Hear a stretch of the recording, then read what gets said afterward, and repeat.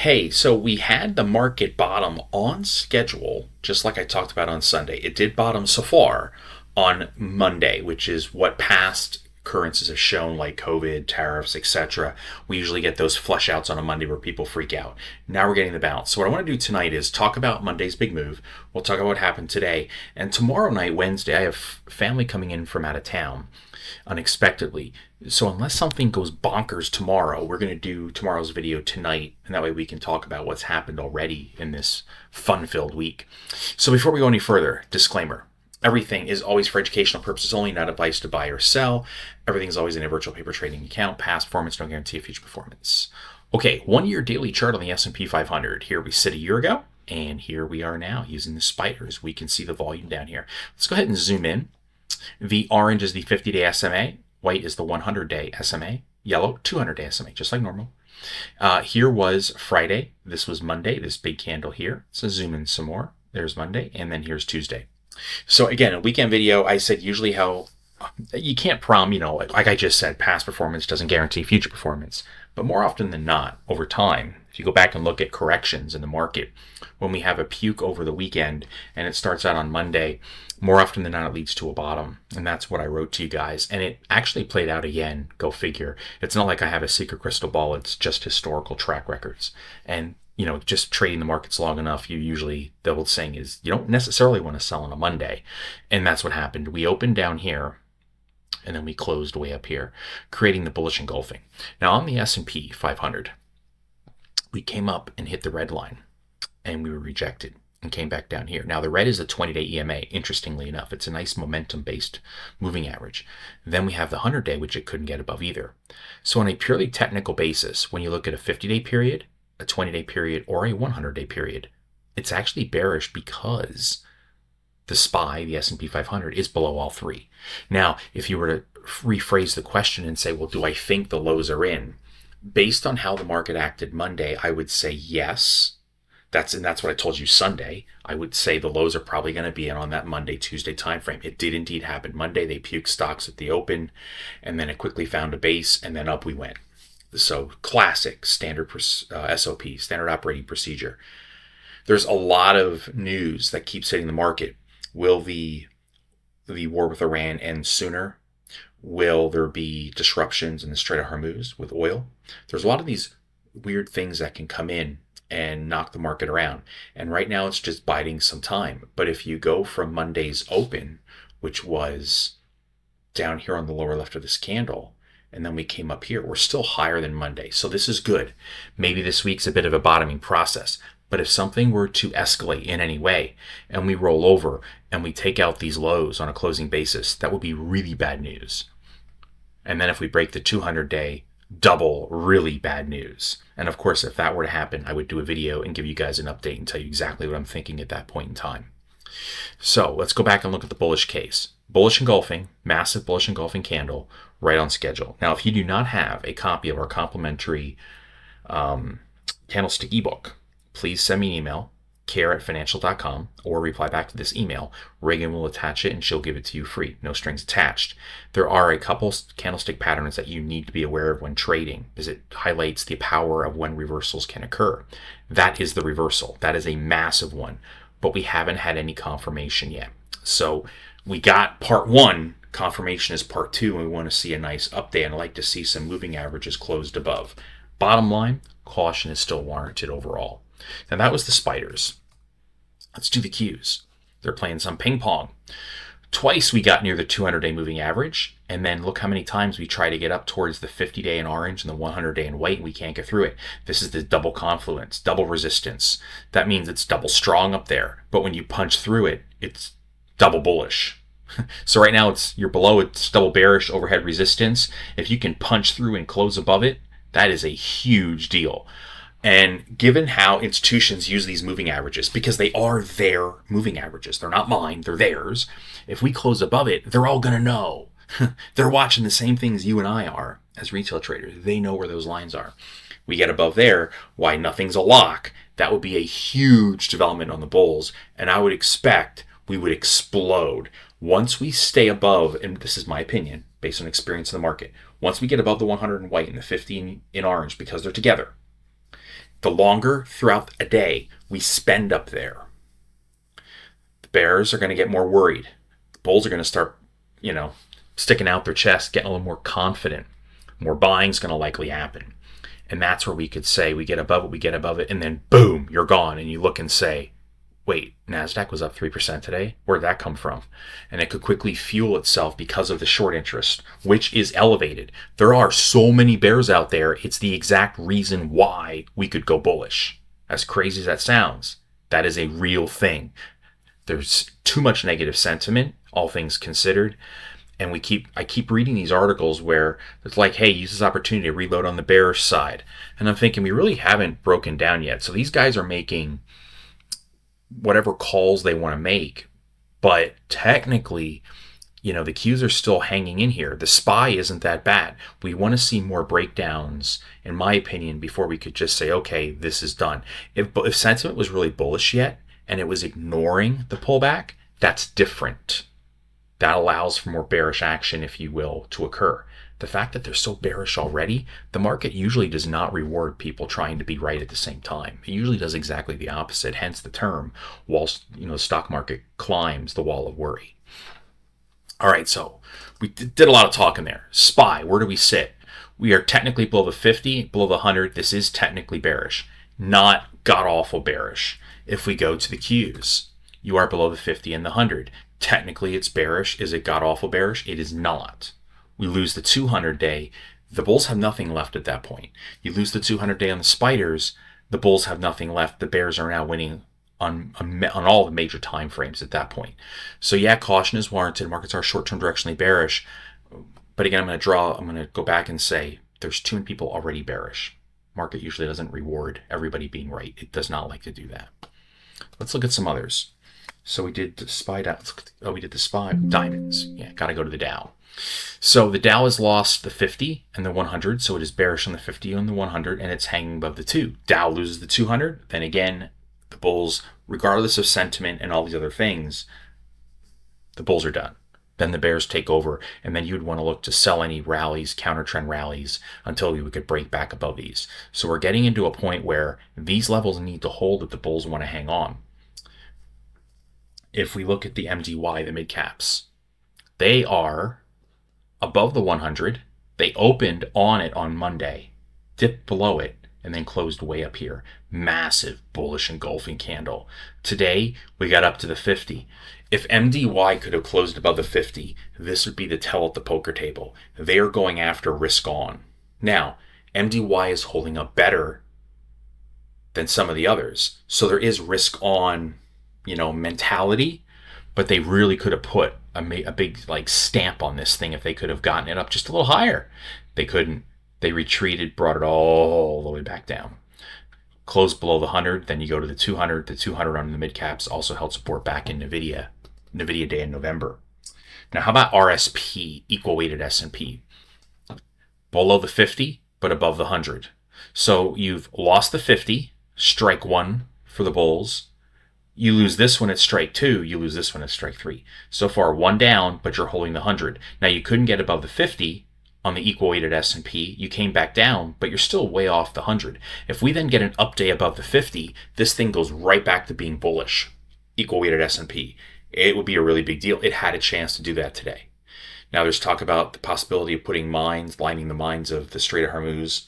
That would be a bad development, but it doesn't matter if it's not that. Something else could happen. Just keep an eye on these charts. The money will tell us what's going on here, the big money. How about SMH? Here's the bright spot. If the bulls were really, really worried, this is the one chart that keeps the bulls alive. The semiconductors, as I mentioned, one tell for the market would be if the semis went green on Monday. And if you guys go back and look, while the S&P, the Nasdaq, the Dow, they were solidly red. Solidly, not close, well red, into the red. These guys were green. What's the comic? I forget who it is. It was Larry the Cable Guy and some of those other guys, Foxworthy. And they had this thing, it's like, there's your sign. And that was the tell. There was your sign that this was probably going to bottom on Monday. The semis came down. hit the 100-day in white, popped it right back up, interestingly enough, despite the bullish engulfing. Mega volume, really big, nice, I should say great volume, not mega, but it's very, very strong volume.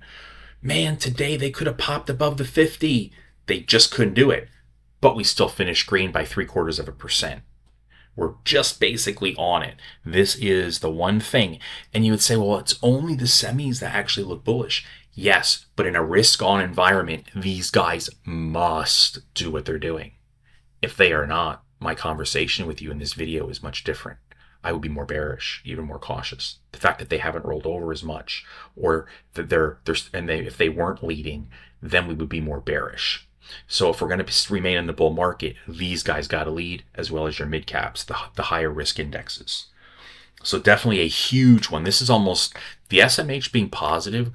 If we had like an equal weighted formula just for fun, this would equal 2 of the indexes. That's how big of a deal this is. So we want to keep an eye on these guys. All right, quickly, let's take a peek at some other stuff. Here is XLF, the financials. They're still drifting lower. The financials did not put any signs of bottoming candles in. I mean, if we look in here, you could say, well, that's an attempt at a hammer, but I hate hammers at support. So the hammer from Thursday is completely ignored and negated. Then you have another hammer, what's looking like on Monday, but there's just no follow through. The banks still remain weak here, and that's in part because they're trying to figure out who has exposure to what in the private credit, with Blue Owl just being the headline stock that you keep hearing about. IYT, the transports, they did pull back last week. Right now they're holding the 100-day. You can see they're just on the white line here. They're okay. Energy, not XLR, XLE, the energy stocks. We talked about using 8 days and 20-day EMAs as trailing stops. This red is back to a 20-day EMA. See it right there. Close below there would then kill this breakout move, just from a trailing stop perspective. Let's look at Oracle. It was funny when Kramer used to call this Oracle the killer stock.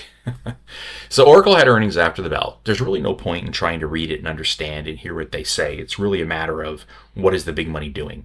Are they thinking this stock having over a 50% haircut from just the September-October timeframe?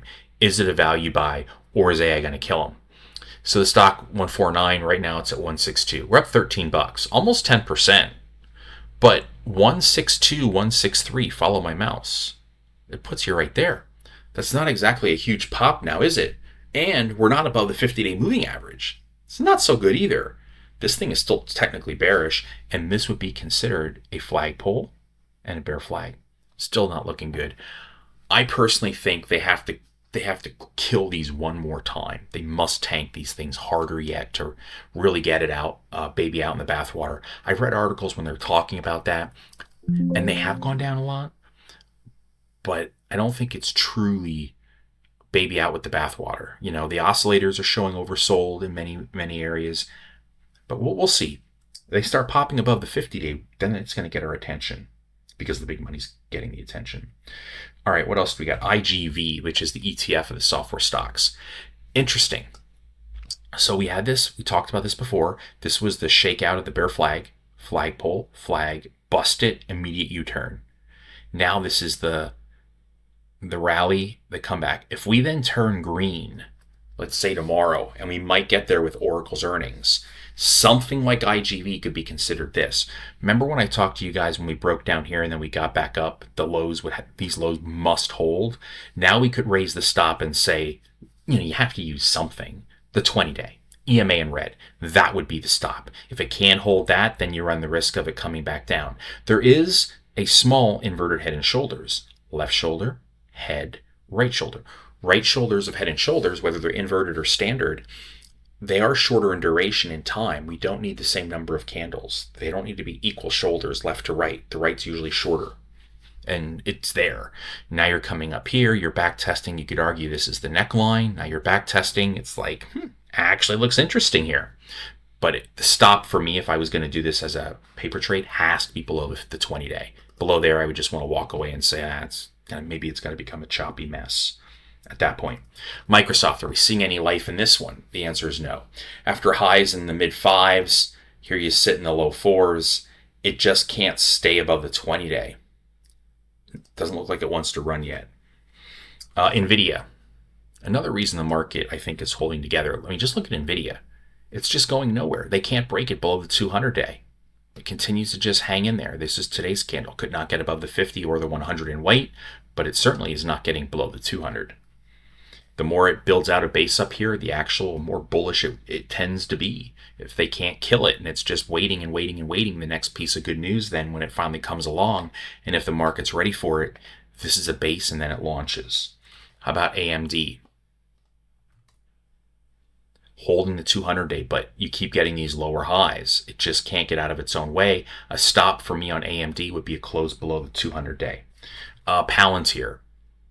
Have this nice rounded type bottom, shoots up, but what can it do? It can't get above the 50. It hits the 200, gets smacked back down. Soon, you're going to have the 100 and the 200 coming together in the mid 160s within days. That will be double resistance, which is bad if you're below it, because if you're a bull and you're below both, you're in trouble. But if it gets above it, that would be a big technical breakout. So keep an eye on Palantir. If it keeps going sideways, maybe if it comes back down a little bit. As each day passes, these two major moving averages are going to get closer and closer together. So a breach above there is bullish. Here's a question on Berkshire. And the question is, what do I think? Well, I heard Abel was going to take his pay in stock. That's nice of him. He must earn a crap load of money, so he doesn't need the money. It's nice when those things happen, isn't it? But this is really what's going on. We have a box. And if I zoom in, look at the low from 3.3, you can see it. It tagged previous lows from the end of January and the end of October. And it bounced right back up.